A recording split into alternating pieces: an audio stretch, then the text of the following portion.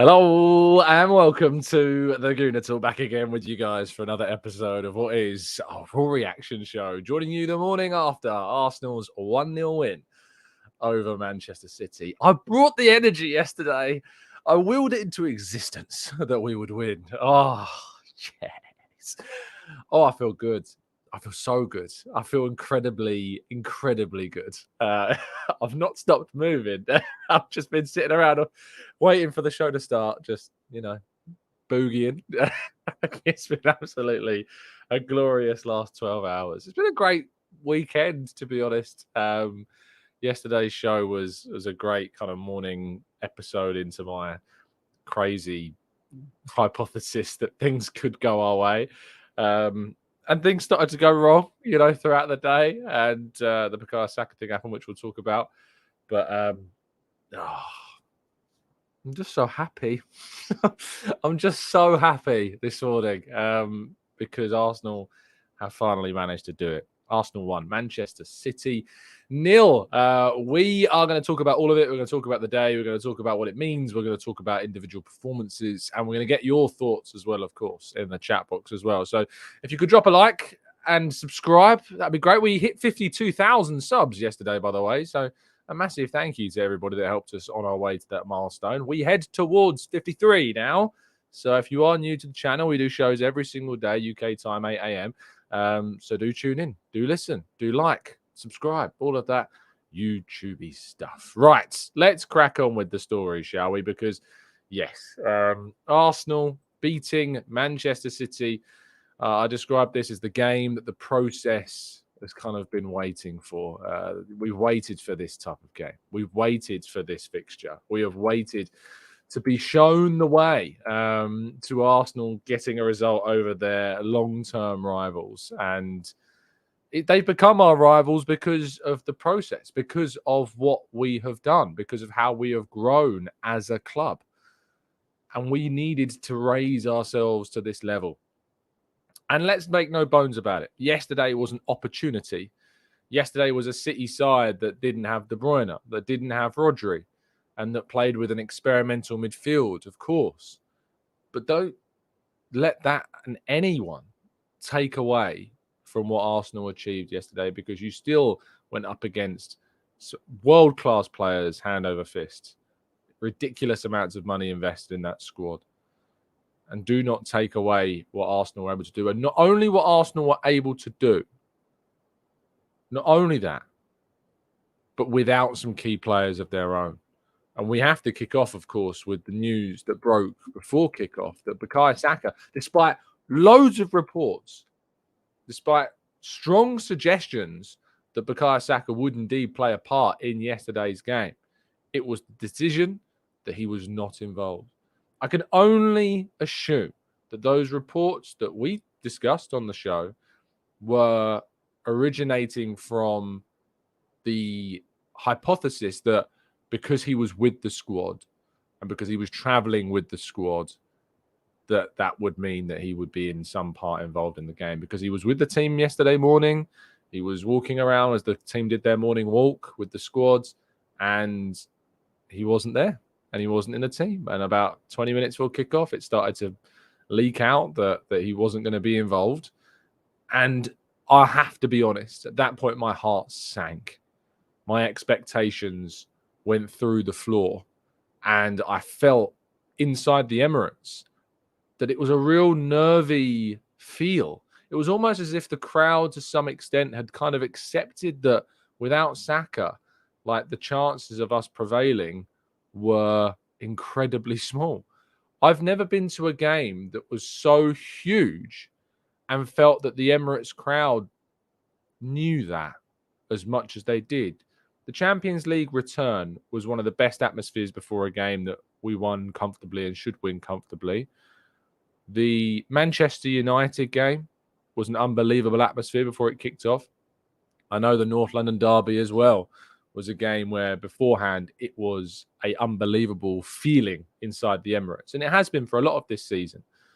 But yesterday, the crowd before the game and as the players came out, and even after North London Forever had been sung, there was a real sense of nervousness and I guess, self-doubt that we were going to be able to do it. And, I wish it wasn't like that, but it was. And it was a really strange, eerie silence at times before kickoff. But then the game started and Arsenal came out and they played well and they suffocated City and they restricted a tactical decision by Guardiola to try and control things and to go long when they could. And Arsenal just dealt with it. Gabriel and Saliba, we'll talk about them shortly, dealt with it. Haaland was quiet as anything. And we're going to kind of go in reverse order and lead with our headline act. But before we do, there was an incident in the first half, 2 incidents, in fact, that probably should have changed everything. Should have changed everything about that game. And it could have gone very differently had the right decision by Michael Oliver and the subsequent VAR check been made. How Kovacic was still on the field at half-time, beyond half-time, because I think Pep Guardiola was mad to keep him on, if I'm honest. I don't know why he decided to keep him on as long as he did, but he did. But Kovacic's tackle on Odegaard is horrendous. It's injury risking. It studs down into the player's ankle. It's like we're having to wait until someone's leg breaks before we start making decisions about red cards. And not only is this a red card offence, but moments later, he slides in on Declan Rice and again catches the player's ankle with his studs. He should have been off. He should have 2 red cards in the same game and somehow has avoided that. And the referee completely bottled it. Michael Oliver completely bottled the decision. I assume because in fear of, the whole ruining of a big game. I think that the treble winners aura is the only reason that Kovacic sent off. Make no bones about it. If Kovacic was wearing an Arsenal shirt and this happened the other way around, then he would have been sent off. I'm almost certain of that. But the weight of that treble winning shirt gets you certain perks. And I think that not wanting to ruin games is probably what it was. But sometimes it doesn't matter. It was a clear red card. And it was a horrendous decision by Michael Oliver and by the VAR. There won't be an apology. Do not expect an apology for this one. Do not expect it because Arsenal won the game. If Arsenal hadn't have won the game, who knows? Maybe there would have been some recompense. Who knows? We won't know. But because Arsenal won, there's no question marks really because Arsenal won anyway. But yeah, don't expect that. Anyway, let's talk about the positives. Let's talk about some really good things because Gabriel Martinelli, in the absence of Saka, came on at half-time with what was revealed to be an injury, actually, to Trossard. That's the reason why Trossard was taken off. I didn't think Trossard had a great game. I thought he was probably one of our weakest outfield players. And I was quite happy to see Martinelli come on for him at half-time. But as soon as Martinelli came on, the energy just went up a different level. The energy raised. The energy just elevated to Kyle Walker suddenly having kind of a responsibility to get back and to defend and to not feel so comfortable and needing to use his pace. And at times I was worried that Martinelli's hamstring was going to do him because the amount of running he did. Let's forget the goal for a second. Martinelli's recovery runs time and time again, fighting back for his team. It was great to be able to have that type of pace and recovery speed coming off the bench. He had a terrific performance. Absolutely terrific display in the second half. And to end it off with a goal that wins the game against City is absolutely apt and so appropriate for what we have come to expect from this player. Energy, spice, and a killer instinct at times. And yes, he got a little bit lucky. And it's always nice when a ball comes off a player's face. Arsenal have had some great history. I think back to Emi Martinez last season. But Nathan Ake, thank you very much. I like Nathan Ake as a player. I've got nothing against him. But just seeing the ball cannon off his face and into the back of the net, there's something just so rewarding, that we feel like a bit of a punching bag when we play City. And we feel like that we have been jammed in the face over and over and over again when we've played against City.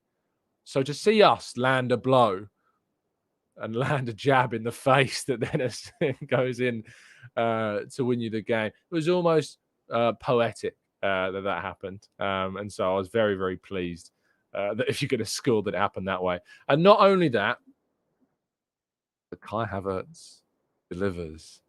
Kai Havertz lays the ball off to Gabriel Martinelli. And that's 2 goal contributions in 2 games for Kai Havertz. I'm so happy that it was him. I'm so happy that it was him that laid the ball off. So pleased. Forget penalties, forget pity penalties and whatever critics want to use to try and bury Havertz, even in a really good moment for him. But Kai Havertz has to get that moment, to do the right thing. And this is the thing that Havertz has been doing. This isn't a surprise. This isn't a one-off thing. Havertz has this thing in his game, in his style, that he likes just laying the ball off. He likes little layoffs. He likes looking for his teammates. He likes trying to find opportunities to give the ball to players that maybe will be a little bit more dynamic and direct. And he makes good decisions when he's on the ball at times.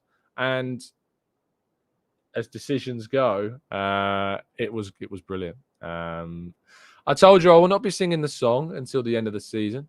That is when the song will be sung if we win the league, and only when we win the league. You will get your chorus. You will get it. Don't worry. But we got to win the league.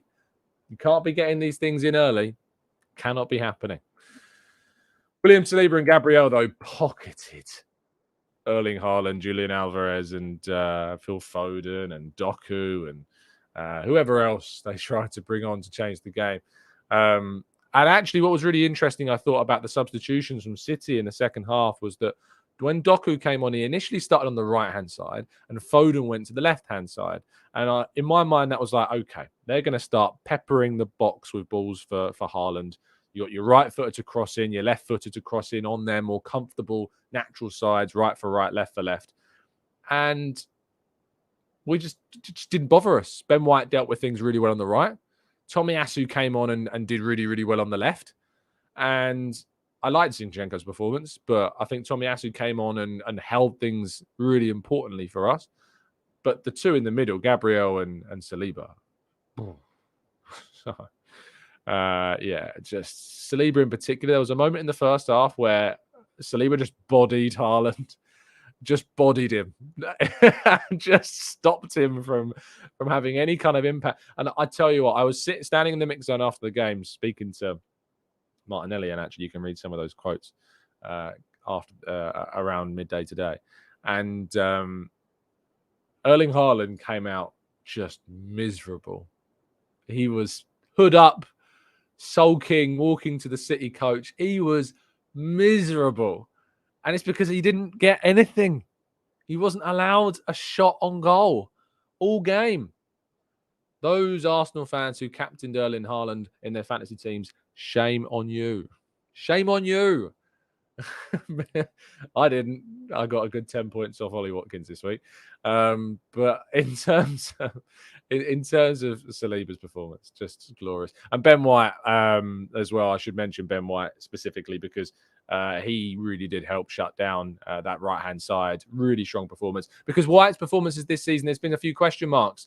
There's been a few question marks about Ben White's, I think, compared to the other defenders in the team. He's had some good displays, but there's been some questions, I think, about Ben White. And yesterday, really, really strong performance from him. So very, very happy indeed with the defensive line, including Zinchenko and Tomiyasu.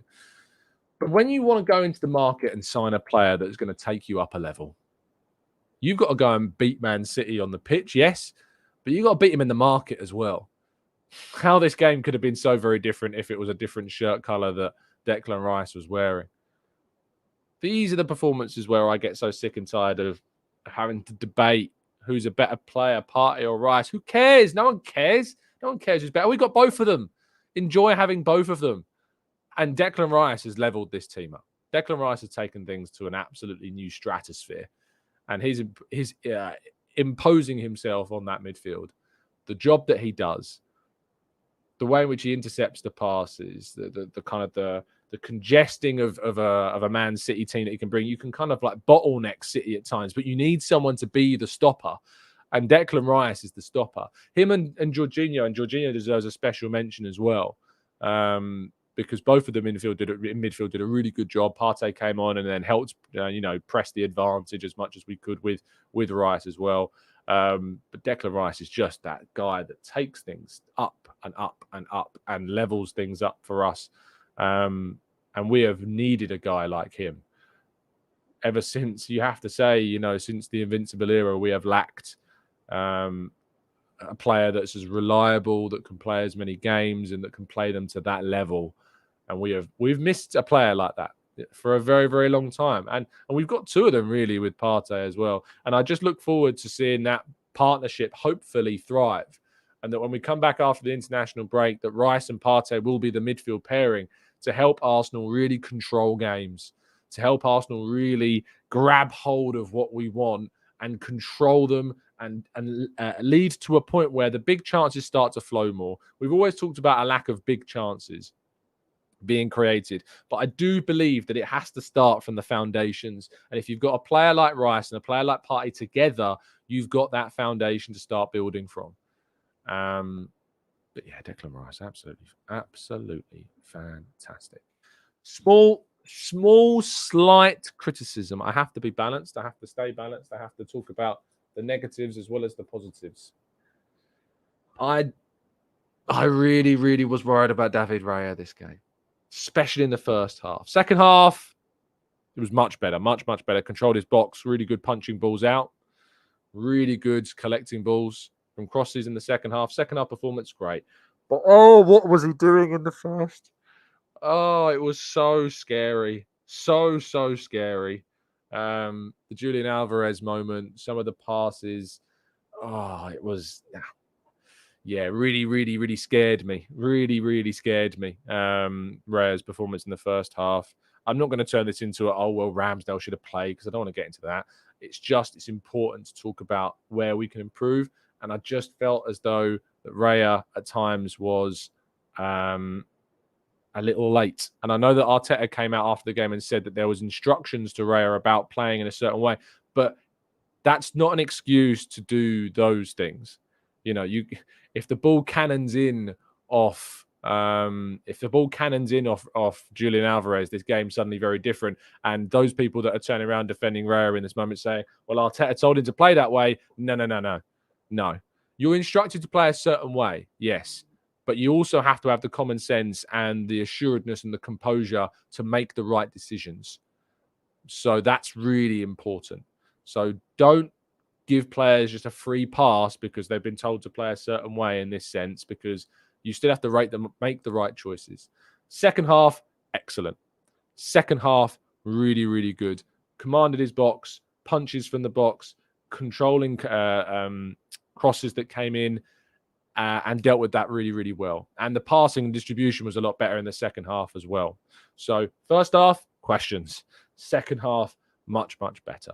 So yeah, I needed to raise that because it was something that I noticed on the day. So I had to do that. We'll go to the table in a second, don't worry. But Mikel Arteta, let's talk about the manager, the genius, the man, the myth, the legend that is Mikel Arteta. Oh, my mentions are filled with his critics so long ago and even up to yesterday. But he got it absolutely spot on. Absolutely spot on. He was so good in preparing for this game, in delivering a lineup that had to deal with the fact that we wouldn't have Saka, that Martinelli wasn't there to start, that Partey wasn't there to start. And he was brave, and he threw Nketiah in, and he threw Jorginho in. And the meltdown before kickoff, even from me, I was saying, my expectations have gone through the floor. I was worried. I didn't need to be. Arteta got it absolutely spot on. His approach to the game, the way in which he tactically kind of countered everything that City were offering. They prepared for this game perfectly. And they responded to that midweek disappointment as well. And it's his first win in the league over Man City and over Pep Guardiola. And it's been a long time coming. A really long time coming. I talk about his in-game management. I discuss the worries I've had with his in-game management. My goodness, did he get it spot on yesterday? Substitutions were perfect. Absolutely perfect.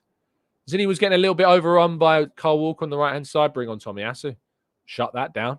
Stop that from happening. Stop them from gaining a bit of advantage on the right. Tomiyasu, brilliant. And by the way, Tomiyasu popping up on the edge of the box on the long run, long ball. Amazing. I spoke to Tomiyasu after the game against PSV. We didn't end up using some of the quotes in any pieces anyway because we ended up talking to David Raya that night. So that took a lot of the attention. But I spoke to Tomiyasu after the PSV game, and we were in that discussion with Tommy. One of the things that he turned around and said is I'm not Zinchenko. And we were talking about and asking him questions about kind of this role and about playing on the left and compared to the right. And, you know, he's going to be rotating with Zinni at times. And how does that change for him? And he just, you know, his English is still limited. And so he's limited to certain lengths of answers. But he just said, I'm not Zinchenko. But what I would say is that he's not. He's right. He's not Zinchenko. And he won't do the same things as Zinchenko. But I don't see Zinchenko running up to the end of the field and heading the ball back to Havertz, who then lays it off to Martinelli to score.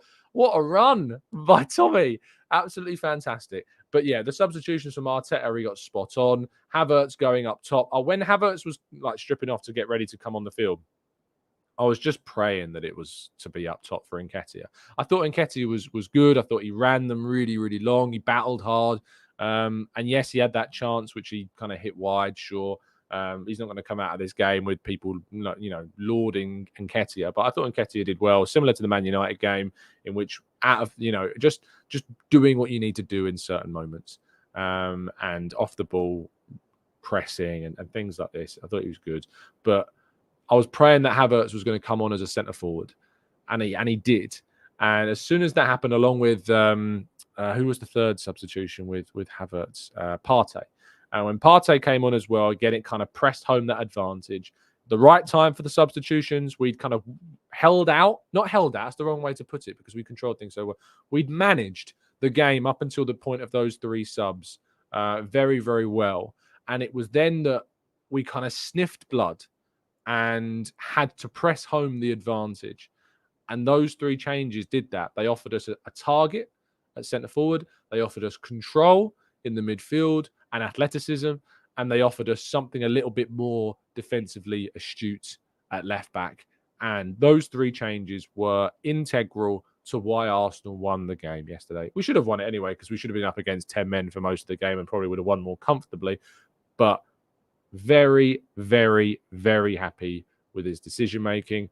Very, very happy with the lineup decision. And he got it just so utterly and entirely spot on.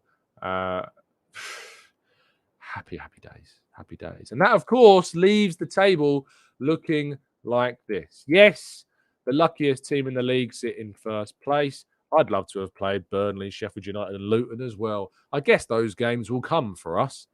And instead it'll be Spurs having to play against Man City and going away to Palace and, you know, playing these difficult fixtures away at Everton. You know, I guess those games will come for Spurs as well. And we'll get to play against the relegation fodder at some stage, but and get really lucky with a VAR call against Liverpool. My goodness me. You know, those games will come for us. We'll have that luck too. But we're still, despite that luck that we are going up against, joint top on 20 points after 8 games. Manchester City, 2 points behind us now. How after that draw against Spurs, the league's over. Title's over. Forget about it. We ain't going for titles, people. We ain't going. We're not there. We're not on the level. City are too big. City are too good. We're 2 points out of City, 3 points out of Liverpool. Again, a side that I was told were just going to be too good this season for Arsenal. Aston Villa got that 1-1 against... who was it against? Who did they draw 1-1 against? Can't remember now. Someone's going to put it into the chat. Brighton, of course, drew with Liverpool. Really exciting game, end-to-end stuff. Perfect result for Arsenal. 1-1 with Brighton and Liverpool. And then Newcastle United also drawing with West Ham. Another couple of points drop with them, just widening the gap to those kind of mids. Wolves, thank you. Yes, Wolves was the team that Aston Villa drew with 1-1. But very, very happy indeed with where we sit, where we are. And we have Chelsea next. And Chelsea have kind of turned things around. They've got a couple of wins under their belt. You know, they've beaten Fulham quite comfortably, who were terrible. They beat Burnley, who are terrible. So now they're going to come up against an Arsenal side that aren't terrible. And let's wait and see what Arsenal can do with Saka back, hopefully, with Partey from the start, with Martinelli from the start. Arsenal are going to get back all of their big guns for that game at Stamford Bridge. I can't wait. I can't wait for that game. The international break, I think, comes at a perfect time for Arsenal. You know, we've really needed this break. We really need the opportunity for those players to kind of get that rest if needed. Saka's not going to be playing for England. Martinelli's not playing for Brazil. Partey has been called up, but let's just kind of wait and see what happens with him. Saliba's not playing for France. Supposedly he played with a bit of an injury yesterday, and he's going to get a rest over the international break as well. We're going to get this really nice kind of boost over the period as well. Fantastic. Let's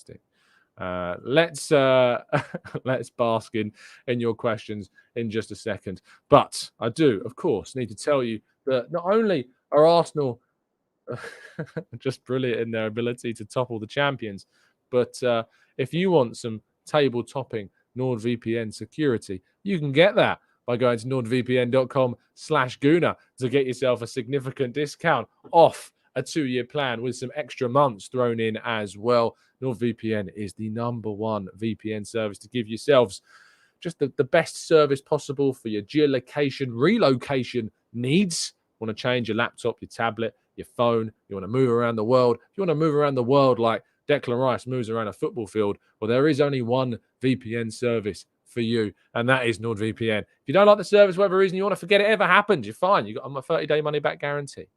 No questions asked, just 30-day money-back guarantee. It's worth trying. It's worth getting. If you want a VPN, I recommend investing in them because you do not want to be going and getting some dodgy, cheap ones. It's just not a thing that you want to try and skimp on. You know, you need to invest in things like VPNs. They're very important to keep you safe, and you don't want them to open you up instead to some dodgy stuff. But NordVPN is certainly the service for you. So please do indeed go and check it out. Link in the description, nordvpn.com/Gooner. Right, let's go to part 2 and tackle some of your thoughts and questions right after this.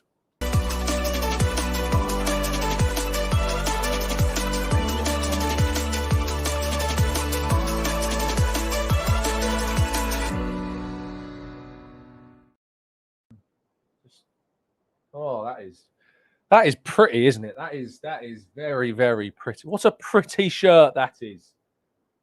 Gabriel Martinelli. Happy days. Right. Let's jump into the chat box, shall we? And go through some of these guys. Thomas says, Tom, you're a good omen. You have to go to every game. Sorry, it's just what needs to be done. It's such a chore, though, Thomas. It's such a chore, isn't it? But yes, the only games I've missed so far this season were Fulham and Spurs, and they're the 2 games in which Arsenal dropped points. So yes, sadly, I have to inform you that I won't be at the Chelsea game because our Chelsea writer will be at Stamford Bridge instead.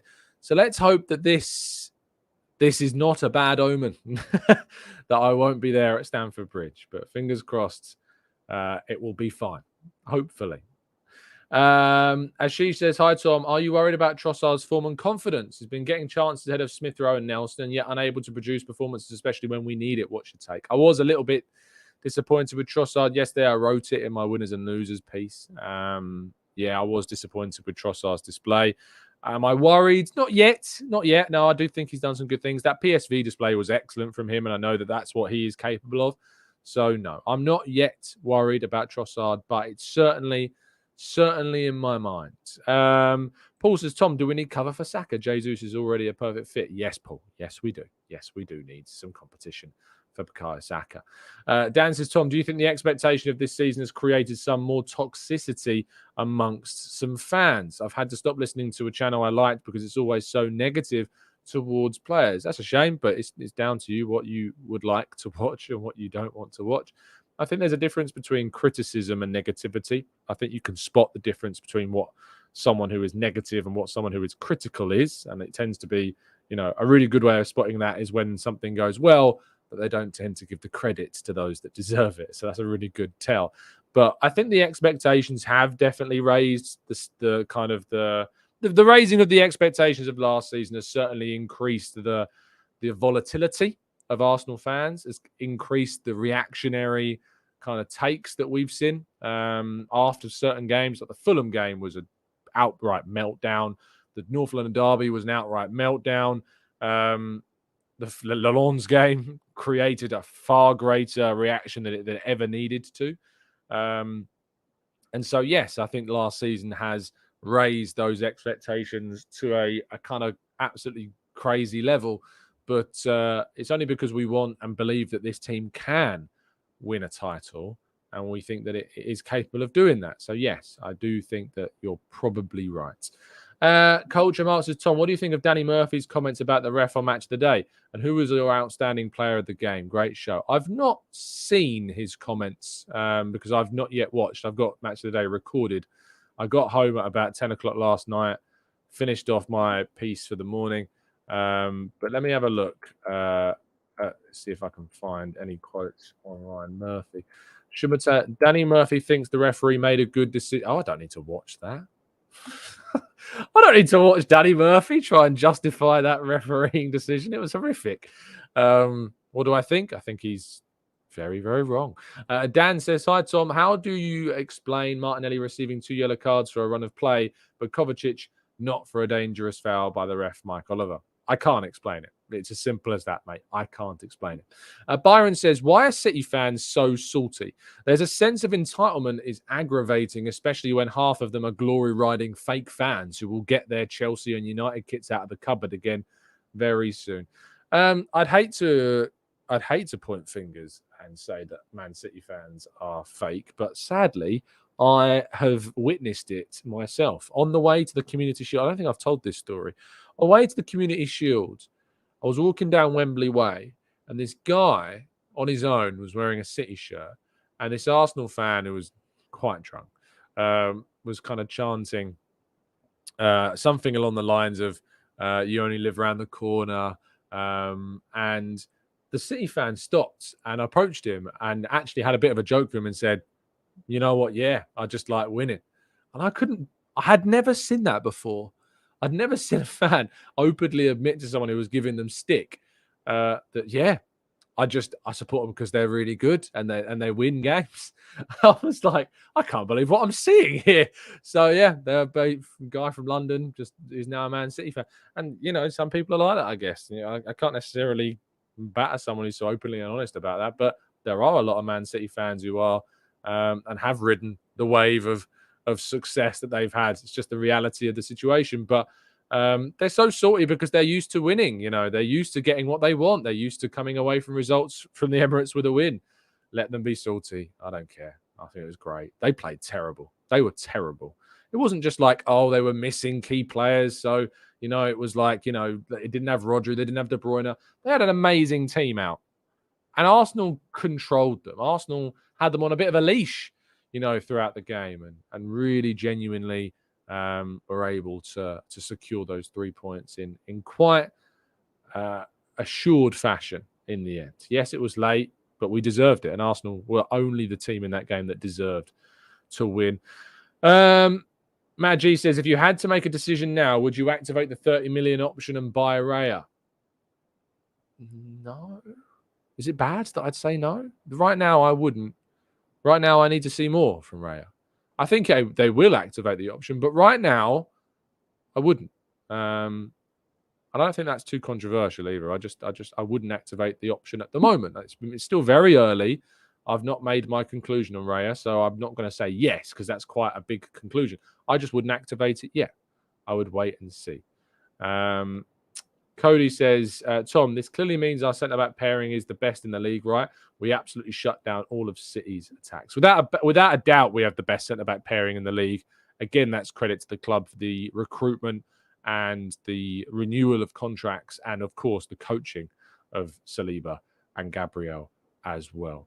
Jalali says Arteta has taken himself to another level after that performance. Subs and his halftime team talk were top draw. Again, it's, we talk about Arteta, we criticize where we think criticism is deserved, and some of that has come from in-game decisions. Arteta got it spot on, and Arteta got everything right yesterday. Let's go to Josh says, hi, Tom. Did you see the video of Kyle Walker complaining and getting into a bit of a scuffle at the end of the match? I know that Nicholas Yover, I think, was the guy involved. I didn't see it personally. I've heard about it. It's funny. Let them get annoyed. It shows that we really rattled them. We really, really rattled them. And we played them perfectly. John says the BBC coverage said that Man City had just 4 shots in this match. It's the fewest shots a Pep Guardiola side has had in a top flight game since April 2010 with Barcelona against Espanyol, in which they also had 4 shots. What an incredible stat that is. That's a brilliant piece of stats, John. Some people say they don't really like stats. That certainly was very, very, very, very revealing. And we suffocated them. Really, really good. CJ Dan says this Raya criticism is stupid. That's ridiculous. That's ridiculous to turn around and say that people that have got a criticism of a player that, let's be honest, was worthy of criticism in the first half is stupid. That's a ridiculous comment. A player made a mistake in the first half. And it's like saying it's okay to criticize Kai Havertz, who has made a mistake like he did against the Man United, And I'm guessing people like yourself, CJ, were very, very happy and open and easy to go and batter Kai Havertz after he gave the ball away that led to Man United's goal. But suddenly it's not okay that when Raya makes a mistake, that can't be criticised. There's such a level of hypocrisy within the Arsenal fan base at times that some players can be fine to be criticised and battered and abused. But when it comes to another player, that's outed, someone like Ramsdale, I don't really get the dislike towards Ramsdale from some. It's really odd behaviour. The first half from Raya wasn't good enough, and it deserved criticism. It deserved criticism. It's not stupid. It's really, really not the right word to use to describe people that want to just if you want to criticize, you can criticize, but it's just got to be consistent. So let's not be hypocritical. Raya in the first half was not good enough. Second half, excellent controlling his box. Really good display from Raya in the second half. It's not stupid to criticize somebody that deserved criticism. In the same way, it's not stupid to criticize Havertz for his mistake against Man United. It's just about consistency. That's what's needed. Sam says every player needs to be criticised when they make a mistake, but we need to keep it at the same level. Absolutely, 100%. 100%. It is all about making sure you have consistency. You can't be expected to be perfect. I get that. But to turn around and call criticism stupid after the level that people like Havertz have faced, I just find odd. Stephen says, not to point fingers after such a result, but are you feeling at this moment in time Nketiah isn't just offering much up top? No, I disagree with this. I think Nketiah did a very similar performance to what he had against Man United. Didn't contribute a goal or assist, which I think are obviously the more tangible things that you expect from a centre-forward. But ultimately, I think that, in terms of service, it wasn't exactly like we were peppering him with opportunities. He had a great spin to create that shot in the first half, created that chance out of near nothing. I think his performance is getting overly criticised just because it wasn't. He did more than Haaland. For me, he did more than Haaland yesterday. Haaland didn't even have an attempt on goal yesterday. So, I don't think it's to do with Nketiah. It's just Nketiah is not going to be the striker for me that takes Arsenal to the title. But there is an irony that Arsenal did manage to beat City in a game that Nketiah started. So, it's very, very different. Dan says, it's that you cannot convince me he is a good keeper. You cannot convince me that he's better than Ramsdale. Ramsdale has made mistakes and both aren't above criticism, but it's gone too far on Raya. This is a great comment, Dan. It is. I feel like there's, in some senses, that people set their stalls out on certain players. It's the same with Havertz. It's been the same with people like Odegaard when he first came in. And it's like, when Odegaard first came in, the player that he replaced was Ozil. And Ozil had this cult following World-class player, world-class ability, but there are loads of question marks about Ozil's tenure at the club and in terms of his on the footballing side of things. There was loads of question marks about his contributions in big games. And Ødegaard came in, and because he was the guy that took over from Ozil, Ødegaard then faced this, doesn't matter what he does, I'm going to set my stall out and never, ever pivot away from it. Well, Ødegaard's made those people look a little bit silly now. And Havertz hopefully will do that as well with the people that are setting their stall out very, very early on him. And then the Raya thing is really odd because, you know, it's interesting that there's kind of this toxic, positive defense of Raya. And that there's almost like this real battering of Ramsdale. Ramsdale's not deserved criticism for me really this season. People pointing to the mistake against Fulham, but I thought he was really unlucky against Fulham. And people are very quick to point the finger for that Andreas Pereira goal against Fulham and then decide to completely forget that if it wasn't for Aaron Ramsdale, Adama Traore would have scored that one-on-one at the end of that game. But no one talks about that. No one talks about the one-on-one stop that he made against Traore. Everyone's so busy pointing fingers at the apparent mistake, which I don't even personally think was an error on his part. I think is a really fluky goal from Andreas Pereira. But no one talks about the one-on-one save that Ramsdale made that kept us in that game. You know, and he was brilliant against Brentford. Think about the save that he made to keep us in the cup. You know, people are desperate for us to go and win that trophy in some cases. Well, go and be thankful that Ramsdale is the reason that we're still in that tournament.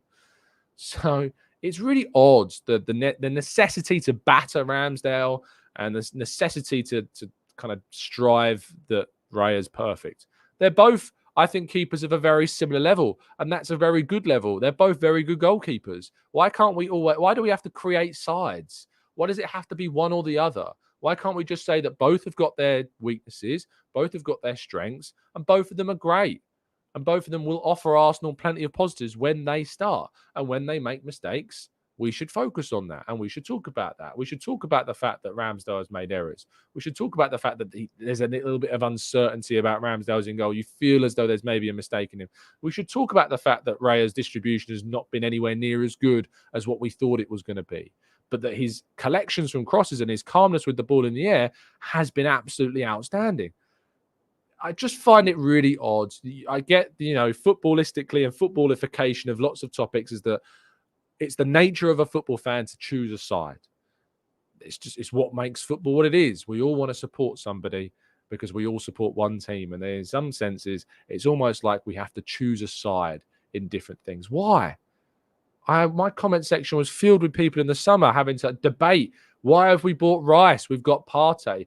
Partey's way better than Rice. What are you talking about? Rice is a £105 million player with Premier League experience. He's going to transform things. Partey is washed up and we need to move from him. These are the types of debates that went on in the chat. Why can't we just have, we've got two world-class centre mids. Arsenal got two of the best centre midfielders in the league. And it's brilliant that we've got that. It is, as Dan says, it's the you cannot convince me he's a good keeper and you cannot convince me that he's better than Ramsdale. It's these types of comments that you see. It's just, for me, ridiculous to start labelling criticisms of a player that are fair as stupid, and it's unfair to then not take into account the positives that somebody else might bring in a scenario when somebody else falters. That's fine. We've done it with Havertz. We've done it with Nketiah. We've done it with Ødegaard in the past. We've done it with Ben White when he first came in. We've done it with Gabriel. My goodness me, Gabriel Magalhaes used to be the biggest scapegoat in this Arsenal team. There was a period at the start of, I think it was last season, where Gabriel Magalhaes was suddenly becoming this lightning rod of criticism. How quickly that has fallen away. How quickly Gabriel Magalhaes is now lauded for being one of the best centre-backs in the league. He's always been one of the best centre-backs in the league for me. But there was this period where it was like, no, we need to find better than him. You know, was it... what morons were calling him, saying he had... What was the word? Was it a bozo gene? I think I saw people tweeting. I mean, who's coining that phrase? What morons doing that? You know, and it's like this necessity to try and find these quips to batter players with, you know, that people can then latch upon in this environment and go for. Gabriel Magalhaes is one of the most scapegoated players for a long period of time, and he's moved on to be a really key player. You can bore off and get lost. Right, let's go to sorry, just people in the comments making silly comments. Trevor says Havertz and Raya judged by fans after a couple of games, learn and judge after lengthy games. And that's why when someone asked me, would I activate Raya's Dave, was it you, I think? No, was it Dave? Was it Marcus? It was somebody. Someone asked me, would I activate the buyout clause in Raya's contract? And the answer is no right now, because I'm not making a conclusion yet. I'm not making that decision yet. I need to see more. I need to wait. I need to see what happens throughout the course of the season. We've got this option. We've not committed that 30 million yet. We don't need to commit that 30 million yet. We can just wait. We can just see what happens. So let's wait and see what happens. Michael says, lovely win yesterday. Love the show. Mikey, thank you, Mikey. Much appreciate your time. It was Matt G. Sorry, it was Matt G. I knew it was one of our esteemed long-term listeners. Thank you, Matt. Sabre says he's improved. His concentration is twice the player that he was now. Massabileta says Raya started nervously but grew into it. There were no issues in the second half. He was brilliant in the second half. I absolutely agree. Arsenal Adventure says Gabriel has those moments where he loses concentration, but he has been immense this season since he has been regular after first 3 games. Yeah, again, he wasn't there in the first 3 games. And think about how he's responded to being out of the side from those first 3 games. He has been absolutely fantastic. Absolutely fantastic. Mikey says, make your screen bigger. I just don't. Why are you desperate to see my ugly mug? I don't mind doing that. But we're in the Q&A section.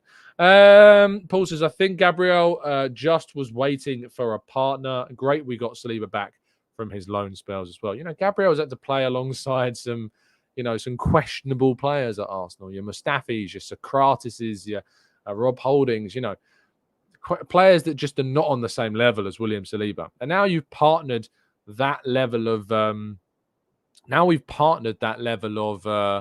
quality with someone as, I think, industrious and combative as what Gabriel is. That's where we see the difference. So yeah, perfect stuff. Justice says, I told you we were going to win. Justice, if you can just keep saying that before every game, mate, I would very much appreciate it. Let's go to Hamza says, honestly, I can't remember the last time Gabriel made a mistake, just because he had some hot-headed moments like 2 years ago. There's some belief amongst other fans that Gabriel is somehow error prone. He does have an error in him. Like, he does make some mistakes. That's not a wild accusation. Gabriel has made some errors. But at the end of the day, he is far, far, far more good than bad. Mr. Reese says, there's over 1,500 of you watching and only 340 likes. Come on, stroke or rub, just hit that like button. It's a real big emphasis there on stroking or rubbing the like button. You just need to press it. You don't do any of that stuff. We're not in the red light district of, I suppose we kind of are, actually, yes, of Arsenal podcast. Mark says, Tom, do you think Havertz could be a better option in the 9 over Eddie? Ideally, I would prefer Jesus there, of course, than on the right wing. For me, Mark, it goes Jesus, Havertz, Eddie. I'd rather see Havertz playing at centre forward. I've said that for quite some time. I think that's the better place to use him. If not, it's got to be just off of the striker rather than in that midfield role. I'd love to see Havertz play more up top. I think it would just bring a lot more to the team. Rand says, do you think Martinelli, Havertz, Jesus is the good front 3 to rest Saka? I really liked the 3 yesterday. Yes, again, I absolutely agree. Viraj says, how transformational would Timber be in this team? Can't wait to see him back. Agreed. I did see him yesterday after the game. A quick little, how you feeling? And he was like, yeah, feeling improving. So yeah, that's good. Hopefully he'll be back in the new year, but probably quite some way into the new year. March at the very earliest is our prediction models are telling us right now. So yeah, let's just wait and see what happens. Dave says that means we need to upgrade on Ellie. And the thing is, Dave, we do need to upgrade on Eddie and Nketiah. But the problem is that we don't need to upgrade on Eddie specifically. We need to upgrade on Jesus. We need to upgrade on Jesus, and then Jesus becomes the upgrade of Eddie. So this is why I'm not really for the Ivan Toney situation, because Ivan Toney for me doesn't start over Jesus, and Jesus would be the upgrade of Eddie. So bring in a player that we think can either already overtake Jesus or bring in a player that can grow and develop into somebody that's going to be even better than Jesus. Byron says, will Arteta ever use Smith Rowe again? I would have started him on the left yesterday over Trossard. I fear for the future of Smith Rowe. He used him in the last three 3 games? 3 of the last 4. No, other than City, he's used him against Lens, he used him against Brentford, and he used him against Bournemouth. And we have seen him in those 3 games, which I think are 3 from 4, if I'm not mistaken. 3 of the last 4 games he has played in. So it's the whole, will he ever use him again? He has used him. Started him in one of the last 4 games. He's brought him on in 2 of the last 4 games. Is he going to bring him on in that City game? Probably not. No, there wasn't really a place for Smith Rowe coming off the bench yesterday. Fabio Vieira, a player that Arteta has really lent on this season, didn't come off the bench yesterday. So if Vieira's not coming off the bench, Smith Rowe's not coming off the bench. But it was interesting that Havertz, was lent on and ultimately was pivotal in Arsenal winning. So, yeah, I love the fact that Havertz is the guy that got the assist. That is just so rewarding. So rewarding for those people that have not battered the guy, not said that we should sell him already, because had we have sold Havertz, maybe we didn't win that game yesterday, because maybe the player that's on the ball where Havertz is there doesn't lay it off to Martinelli. But that is in Havertz's style. It's in his DNA to be looking around and trying to find the players to be in a better position than he is. And he did that. So all the people that haven't been saying that Havertz needs to be sold, all those people that have been saying that he's not a waste of space and that he needs time and that he needs to grow and he needs to be given an opportunity to bed in and grow in confidence.